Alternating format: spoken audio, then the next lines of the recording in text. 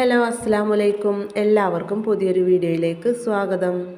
വളരെ ഈസി ആയിട്ട് ചെയ്തെടുക്കാൻ പറ്റിയിട്ടുള്ള നല്ല ടേസ്റ്റി ആയിട്ടുള്ള ഒരു അടിപൊളി ഇഫ്താർ സ്പെഷ്യൽ സ്നാക്കിൻ്റെ റെസിപ്പി ആയിട്ടാണ് ഇന്ന് വന്നിട്ടുള്ളത്. വെറും 10 മിനിറ്റ് മാത്രം മതിട്ടോ ഈ ഒരു സ്നാക്ക് തയ്യാറാക്കി എടുക്കാൻ വേണ്ടിയിട്ട്. അപ്പോൾ നമ്മൾ നോമ്പിനൊക്കെ എല്ലാവരും സ്നാക്കൊക്കെ തയ്യാറാക്കുമല്ലോ. അപ്പോൾ ഒരു ദിവസം ഇതുപോലുള്ള സ്പെഷ്യൽ സ്നാക്കൊക്കെ ഒന്ന് തയ്യാറാക്കി നോക്കാം. ഉണ്ടാക്കാൻ വളരെ സിമ്പിളാണ്, നല്ല ടേസ്റ്റാണ് കേട്ടോ. എല്ലാവർക്കും ഒരേപോലെ ഇഷ്ടപ്പെടും. അപ്പോൾ ഈ ഒരു വീഡിയോ എല്ലാവർക്കും ഉപകാരപ്പെടുന്നതാണ് കേട്ടോ. സിമ്പിളായിട്ടുള്ള റെസിപ്പി ആയതുകൊണ്ട് തന്നെ സ്നാക്സ് ഒന്നും ഒട്ടും തയ്യാറാക്കാൻ അറിയാത്തവർക്ക് പോലും ട്രൈ ചെയ്ത് നോക്കാൻ പറ്റിയിട്ടുള്ള ഒരു അടിപൊളി ഐറ്റംസ് ആണ് കേട്ടോ ഇത്. അതായത് തുടക്കക്കാർക്ക് പോലും ഈ ഒരു സ്നാക്സ് ഉണ്ടാക്കി നോക്കാൻ പറ്റും. അപ്പോൾ അതുകൊണ്ട് തന്നെ വീഡിയോ മുഴുവനായിട്ട് സ്കിപ്പ് ചെയ്യാതെ കാണാം കേട്ടോ. അപ്പോൾ ബ്രെഡും മുട്ടയും വെച്ചിട്ട് ചെയ്തെടുത്തിട്ടുള്ള ഈ ഒരു സ്നാക്ക് എങ്ങനെ തയ്യാറാക്കി എടുക്കാൻ നോക്കാം. അതിനു മുന്നേ നമ്മുടെ ചാനൽ ആദ്യമായിട്ട് കാണുന്നവരൊക്കെ ഉണ്ടെങ്കിൽ ഒന്ന് സബ്സ്ക്രൈബ് ചെയ്യുക. വീഡിയോ കണ്ടുകൊണ്ടിരിക്കുമ്പോൾ തന്നെ ഇഷ്ടപ്പെടുകയാണെങ്കിൽ ഒന്ന് ലൈക്ക് ചെയ്ത് സപ്പോർട്ട് ചെയ്യുക. അപ്പോൾ നേരെ നമുക്ക് വീഡിയോയിലേക്ക് പോകാം. ഈ ഒരു സ്നാക്ക് തയ്യാറാക്കിയെടുക്കാൻ വേണ്ടിയിട്ട് ആദ്യം തന്നെ നമുക്ക് ഇതിലേക്കുള്ള ഫില്ലിങ്സ് ആണ് കേട്ടോ ഒന്ന് റെഡിയാക്കി എടുക്കേണ്ടത്. അപ്പോൾ അതിന് വേണ്ടിയിട്ട് ഞാനിവിടെ മീഡിയം സൈസിലുള്ള 3 സവാളയാണ് എടുത്തിട്ടുള്ളത്. ഇനി ഇത് കനം കുറഞ്ഞിട്ട് കൊത്തിയരിഞ്ഞ രീതിയിലൊന്ന് മുറിച്ചെടുക്കണം കേട്ടോ. എത്രത്തോളം വേണം അതിനനുസരിച്ച് സവാളയുടെ എണ്ണം കൂട്ടും കുറക്കൊക്കെ ചെയ്യാം കേട്ടോ. അടുത്തതായിട്ട് ഇതുപോലെ ഒരു പാത്രം വെച്ചിട്ടുണ്ട്. നല്ലപോലെ ചൂടായി വരുമ്പോൾ 1 ടേബിൾ സ്പൂണോളം സൺഫ്ലവർ ഓയിലാണ് കേട്ടോ ഒഴിച്ചു കൊടുത്തിട്ടുള്ളത്. വെളിച്ചെണ്ണ ഒഴിച്ചു കൊടുക്കരുത്. വെളിച്ചെണ്ണ ഒഴിച്ചു കൊടുത്തിട്ടുണ്ടെങ്കിൽ അതിൻ്റെ ഒരു ടേസ്റ്റ് മുന്നിട്ട് നിൽക്കും. ഓയിൽ നല്ലപോലെ ചൂടായതിൻ്റെ ശേഷം അതിലേക്ക് നമ്മൾ മുറിച്ച് വെച്ചിട്ടുണ്ടായിരുന്ന സവാളയാണ് കേട്ടോ ഇട്ട് കൊടുക്കുന്നത്. അപ്പോൾ ഞാൻ ഇതേ രീതിയിലാണ് കേട്ടോ മുറിച്ചെടുത്തിട്ടുള്ളത്. നല്ല കൊത്തിയരിഞ്ഞ രീതിയിലാണ് മുറിച്ചെടുത്തിട്ടുള്ളത്. അപ്പോഴേ നല്ല രീതിയിൽ പെട്ടെന്നൊന്ന് വാടി കിട്ടുള്ളൂ. ഇനി ഇത് നല്ലപോലെ ഒന്ന് വഴറ്റിയെടുക്കണം കേട്ടോ, ഒരു മീഡിയം ഫ്ലെയിമിലിട്ടിട്ട് തന്നെ. അപ്പോൾ ഈ ഒരു സമയം ഇതിലേക്ക് ഞാൻ കുറച്ച് ഉപ്പും കൂടെ ചേർത്ത് കൊടുക്കുന്നുണ്ട് കേട്ടോ. അപ്പോൾ നമ്മുടെ മസാലയ്ക്ക് ആവശ്യമായിട്ടുള്ള ഉപ്പ് ചേർത്ത് കൊടുക്കുന്നത് ഈ ഒരു സമയത്താണെങ്കിൽ സവാള പെട്ടെന്ന് വാടിക്കിട്ടും ചെയ്യും. അപ്പോൾ ഞാനിവിടെ ചേർത്ത് കൊടുക്കുന്നത് ഏകദേശം ഒരു 3/4 ടീസ്പൂണോളം ഉപ്പാണ്. ഉപ്പൊക്കെ ചേർത്ത് കൊടുത്തിട്ട് വീണ്ടും നല്ലപോലെ ഒന്ന് ഇളക്കി യോജിപ്പിച്ചെടുക്കുക. ഇത് നല്ലപോലെ വഴറ്റിയിട്ട് കുഴഞ്ഞു പോകേണ്ട ആവശ്യമൊന്നുമില്ല കേട്ടോ. ഒരു 3/4 ഭാഗം മാത്രം ഒന്ന് വാടിക്കിട്ടിയാൽ മതി. അതായത് നമ്മൾ പഫ്സിനൊക്കെ തയ്യാറാക്കുമ്പോൾ സവാളയൊക്കെ വഴറ്റിയെടുക്കുമല്ലോ, അതുപോലെ ആയി കിട്ടിയാൽ മതി കേട്ടോ. നല്ലപോലെ സോഫ്റ്റാക്കി എടുക്കേണ്ട ആവശ്യമൊന്നുമില്ല. അപ്പോൾ ഏകദേശം 1 മിനിറ്റ് ആയിട്ടുണ്ട്. അപ്പോൾ ഇതിലേക്ക് ഞാൻ കുറച്ച് കറിവേപ്പിലയാണ് കേട്ടോ ചേർത്ത് കൊടുക്കുന്നത്. അപ്പോൾ കറിവേപ്പില എന്തായാലും ചേർത്ത് കൊടുക്കുക. കറിവേപ്പിലയും കൂടി ചേർത്ത് കൊടുത്തിട്ട് വഴറ്റിയെടുക്കുമ്പോൾ പ്രത്യേക ഒരു ഫ്ലേവർ ആയിരിക്കും. ഒരുപാട് സമയമൊന്നും വഴറ്റിയെടുക്കേണ്ട ആവശ്യമില്ല. മീഡിയം ഫ്ലെയിമിലിട്ടിട്ട് ഒരു 3 മിനിറ്റിൻ്റെ അടുത്താകുമ്പോഴത്തേക്കും നമ്മുടെ സവാള നല്ലപോലെ വാടി കിട്ടും. ഇപ്പോൾ സവാളയൊക്കെ നല്ലപോലെ വാടി കിട്ടിയിട്ടുണ്ട്. ഇനി ഇതിലേക്ക് ഇഞ്ചി വെളുത്തുള്ളി ചതച്ചാണ് കേട്ടോ ചേർത്ത് കൊടുക്കുന്നത്. ഏകദേശം 1 ടേബിൾ സ്പൂണിൻ്റെ അടുത്ത് ഞാൻ ചേർത്ത് കൊടുത്തിട്ടുണ്ട്. ഇഞ്ചി വെളുത്തുള്ളി ചേർത്ത് കൊടുക്കുമ്പോൾ ഇഞ്ചി ചെറിയൊരു കഷ്ണം, വെളുത്തുള്ളി ഒരു 4 എണ്ണം ചതച്ചതും കൂടെ കേട്ടോ ചേർത്ത് കൊടുത്തിട്ടുള്ളത്. വെളുത്തുള്ളി കുറച്ചധികം തന്നെ ചേർത്ത് കൊടുക്കുക. ഇഞ്ചി ചെറിയൊരു കഷ്ണം മാത്രം ചേർത്ത് കൊടുത്താൽ മതി. അപ്പോൾ അതും കൂടി ചേർത്ത് കൊടുത്തിട്ട് നല്ലപോലെ ഇളക്കി യോജിപ്പിച്ചെടുക്കുക. അതായത് ഈ ഇഞ്ചി വെളുത്തുള്ളിയുടെ ആ ഒരു പച്ചമണം മാറി കിട്ടുന്നവരെ നമുക്കൊന്ന് ഇളക്കി കൊടുക്കാം. നമ്മൾ ഇതുപോലെ മസാലയൊക്കെ തയ്യാറാക്കി എടുക്കുമ്പോൾ പേസ്റ്റ് ചേർത്ത് കൊടുക്കുന്നതിനേക്കായി നല്ലത് ഇഞ്ചി വെളുത്തുള്ളിയൊക്കെ ചതച്ച് ചേർത്ത് കൊടുക്കുകയാണ് കേട്ടോ ഏറ്റവും നല്ലത്. 1 മിനിറ്റോളം ഇതുപോലെ ഇളക്കി കൊടുക്കുമ്പോഴേക്കും അതിൻ്റെ ആ ഒരു പച്ചമണമൊക്കെ നല്ലപോലെ ഒന്ന് മാറിക്കിട്ടും. ഇപ്പോൾ നമ്മുടെ ഇഞ്ചി വെളുത്തുള്ളിൻ്റെയൊക്കെ ആ ഒരു പച്ചമണമൊക്കെ നല്ലപോലെ മാറി കിട്ടിയിട്ടുണ്ട് കേട്ടോ. ഇനി നമുക്കിതിലേക്ക് കുറച്ച് മസാലപ്പൊടികളാണ് ചേർത്ത് കൊടുക്കേണ്ടത്. അപ്പോൾ ഞാനിവിടെ ഒരു 1/2 ടീസ്പൂണോളം എരിവുള്ള മുളക് പൊടിയും അതുപോലെ തന്നെ 1/4 ടീസ്പൂണോളം മഞ്ഞൾപ്പൊടിയും 1/2 ടീസ്പൂണോളം ചിക്കൻ മസാലപ്പൊടിയാണ് കേട്ടോ ചേർത്ത് കൊടുത്തിട്ടുണ്ടായിരുന്നത്. അതുപോലെ തന്നെ ഒരു 1/4 ടീസ്പൂണോളം ഗരം മസാലപ്പൊടിയും കൂടി ചേർത്ത് കൊടുത്തിട്ടുണ്ടായിരുന്നു. അപ്പോൾ ഈ ഒരു മസാലപ്പൊടികളൊക്കെ ചേർത്ത് കൊടുത്തതിൻ്റെ ശേഷം ഏറ്റവും ലോ ഫ്ലെയിമിലിട്ടിട്ട് 1 മിനിറ്റോളം നല്ലപോലെ ഇളക്കി കൊടുക്കുക കേട്ടോ. അപ്പോഴേ ഇതിൻ്റെ ആ ഒരു പച്ചമണമൊക്കെ നല്ലപോലെ ഒന്ന് മാറിക്കിട്ടുള്ളൂ. ഞാനിവിടെ എരിവിന് മുളക് പൊടിയാണ് കേട്ടോ ചേർത്ത് കൊടുത്തിട്ടുണ്ടായിരുന്നത്. നിങ്ങൾക്ക് പച്ചമുളക് വേണമെങ്കിലും ചേർത്ത് കൊടുക്കുക. കുറച്ചും കൂടെ സ്പൈസി ആയിട്ട് വേണമെന്നുണ്ടെങ്കിൽ കുറച്ച് കുരുമുളക് പൊടിയും ചേർത്ത് കൊടുക്കുക കേട്ടോ. ഇപ്പോൾ ഈ മസാലപ്പൊടികളുടെയൊക്കെ ആ ഒരു പച്ചമണമൊക്കെ നല്ലപോലെ മാറിക്കിട്ടിയിട്ടുണ്ട്. ഇനി ഇതിലേക്ക് നമുക്ക് കുറച്ച് പുഴുങ്ങിയ മുട്ടയാണ് കേട്ടോ ചേർത്ത് കൊടുക്കേണ്ടത്. അപ്പോൾ ഞാനിവിടെ 2 മുട്ട പുഴുങ്ങിയിട്ട് നല്ലപോലെ ഒന്ന് കട്ട് ചെയ്തെടുത്തിട്ടുണ്ട് കേട്ടോ. അപ്പോൾ നല്ല ചെറുതാക്കിയിട്ടാണ് ഞാനിവിടെ കട്ട് ചെയ്തെടുത്തിട്ടുള്ളത്. അപ്പോൾ അത് ഇതിലേക്ക് ഇട്ട് കൊടുക്കാം. അപ്പോൾ ഞാനിവിടെ പുഴുങ്ങിയതിൻ്റെ ശേഷം കട്ട് ചെയ്തിട്ടാണ് കേട്ടോ ചേർത്ത് കൊടുത്തിട്ടുള്ളത്. നിങ്ങൾക്ക് വേണമെങ്കിൽ ഗ്രേറ്റ് ചെയ്തിട്ട് അങ്ങനെയാണ് ചേർത്ത് കൊടുക്കാം. എന്നിട്ട് ഈ ഒരു മസാലയിൽ ഈ ഒരു മുട്ട നല്ലപോലെ ഒന്ന് മിക്സ് ചെയ്തെടുക്കുക. അപ്പോൾ നിങ്ങൾക്ക് വേണമെങ്കിൽ ഈ ഒരു മുട്ടയ്ക്ക് പകരം ചിക്കൻ ചേർത്ത് കൊടുക്കുക കേട്ടോ.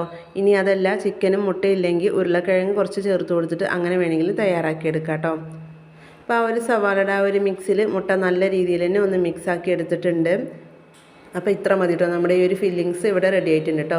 ഇനി നമുക്ക് ഫ്ലെയിം ഓഫ് ചെയ്തതിൻ്റെ ശേഷം ഇതിലേക്ക് കുറച്ച് മല്ലിയിലയാണ് ചേർത്ത് കൊടുക്കേണ്ടത്.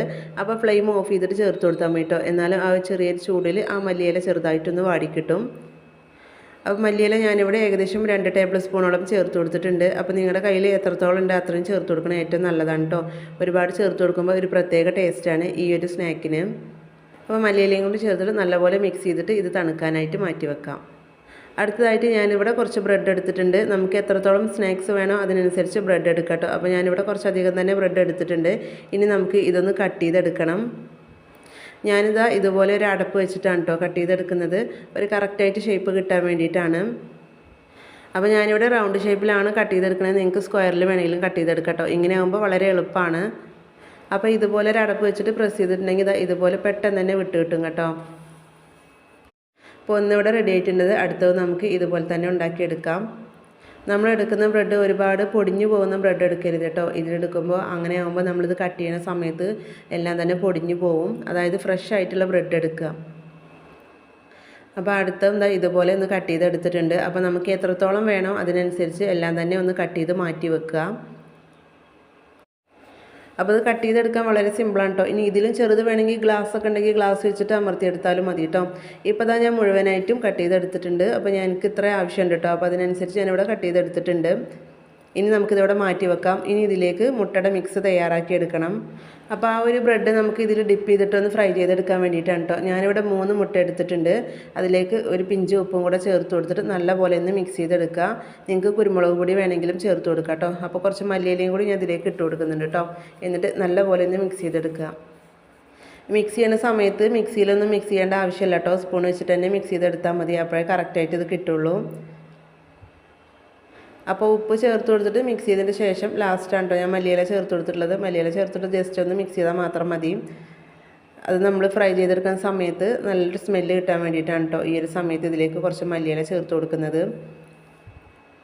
ഒരുപാടൊന്നും ചേർത്ത് കൊടുക്കേണ്ട ആവശ്യമില്ല കേട്ടോ. ഒരു തണ്ട് മല്ലിയില മാത്രം ചേർത്ത് കൊടുത്താൽ മതി.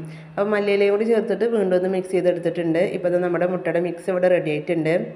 ഇനി നമുക്ക് സ്നാക്ക് ഫ്രൈ ചെയ്തെടുക്കാൻ ആവശ്യമായിട്ടുള്ള ഓയിലൊന്ന് ചൂടാക്കി എടുക്കട്ടോ. അപ്പോൾ ഇതുപോലത്തെ ഒരു പാനിലാണ് ഞാനിവിടെ ഫ്രൈ ചെയ്തെടുക്കുന്നത്.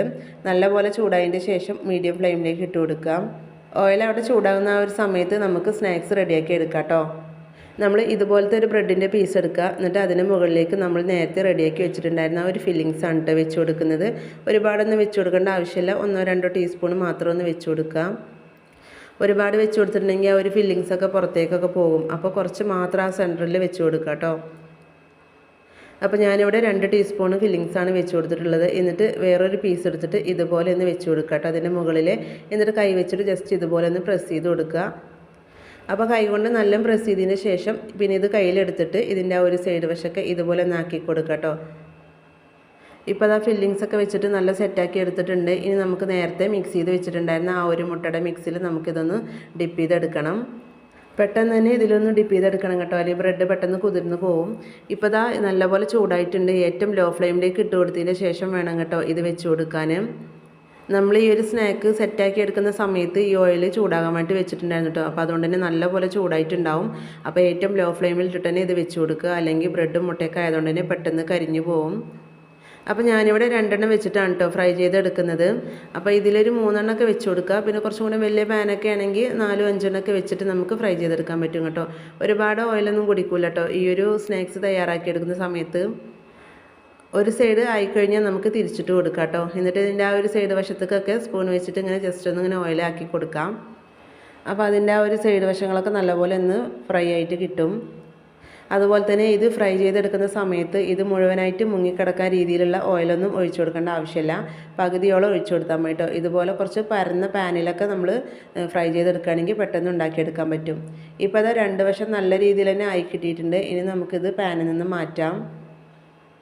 പെട്ടെന്ന് ഫ്രൈ ആയി കിട്ടും. കാരണം നമ്മൾ ഇതിൻ്റെ ഉള്ളിലത്തേക്ക് ആ ഫില്ലിങ്സൊക്കെ കുക്കായതാണ്. പിന്നെ ആ ഒരു പുറം വശം മാത്രം ഒന്ന് ഫ്രൈ ചെയ്തെടുത്താൽ മാത്രം മതി. ഇപ്പോൾ ഞാനിവിടെ ഉണ്ടാക്കിയെടുത്തിട്ടുള്ള 2 സ്നാക്കും ഇവിടെ റെഡി ആയിട്ടുണ്ട്. അപ്പോൾ അടുത്തത് നമുക്ക് ഇതുപോലെ തന്നെ ഒന്ന് ഫ്രൈ ചെയ്തെടുക്കാം. വളരെ സിമ്പിളായിട്ട് റെഡിയാക്കി എടുക്കാൻ പറ്റിയിട്ടുള്ള നല്ലൊരു സ്നാക്സിൻ്റെ റെസിപ്പിയാണ് കേട്ടോ. അപ്പോൾ ഇതുപോലെ നിങ്ങൾ ട്രൈ ചെയ്ത് നോക്കിയിട്ടില്ലെങ്കിൽ തീർച്ചയായും ഒന്ന് ട്രൈ ചെയ്ത് നോക്കണം. എല്ലാവർക്കും ഇഷ്ടപ്പെടും.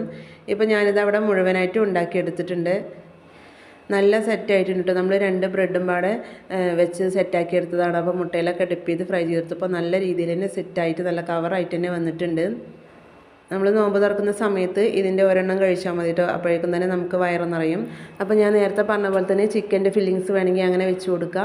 ഇനി ചിക്കനും മുട്ടയൊന്നും ഇല്ലെങ്കിൽ ഉരുളക്കിഴങ്ങ് നമ്മൾ വേവിച്ചിട്ട് അതിൻ്റെ ആ ഒരു ഫില്ലിങ്സ് വേണമെങ്കിലും വെച്ച് കൊടുക്കുക കേട്ടോ. അപ്പോൾ എങ്ങനെ തയ്യാറാക്കിയാലും ഒരു പ്രത്യേക ടേസ്റ്റാണിത്. അപ്പോൾ ഇതേ രീതിയിൽ നിങ്ങൾ സ്നാക്സ് തയ്യാറാക്കി നോക്കിയിട്ടില്ലെങ്കിൽ തീർച്ചയായും ഒരു തവണ തയ്യാറാക്കി നോക്കുക കേട്ടോ. എല്ലാവർക്കും ഇഷ്ടപ്പെടും. അപ്പോൾ ഒരു തവണയെങ്കിലും ഇത് ഉണ്ടാക്കി നോക്കി കഴിച്ച് നോക്കുക കേട്ടോ. അപ്പോൾ ഇതിൻ്റെ ഒരു ടേസ്റ്റ് നിങ്ങൾക്ക് മനസ്സിലാവുള്ളൂ. അപ്പോൾ ഇത്രേ ഉള്ളൂ നമ്മുടെ ഇന്നത്തെ ഒരു വീഡിയോ. സിമ്പിളായിട്ട് തയ്യാറാക്കിയിട്ടുള്ള ഈ ഒരു ഇഫ്താർ സ്പെഷ്യൽ സ്നാക്സിൻ്റെ റെസിപ്പി നിങ്ങൾക്ക് ഇഷ്ടപ്പെട്ടു എന്ന് വിചാരിക്കുന്നു. ഇഷ്ടപ്പെട്ട ഒന്ന് ലൈക്ക് ചെയ്യുക. അതുപോലെ തന്നെ നിങ്ങളുടെ അഭിപ്രായങ്ങൾ അറിയിക്കുക. ഫ്രണ്ട്സിനും ഫാമിലിക്കും ഷെയർ ചെയ്ത് സപ്പോർട്ട് ചെയ്യുക.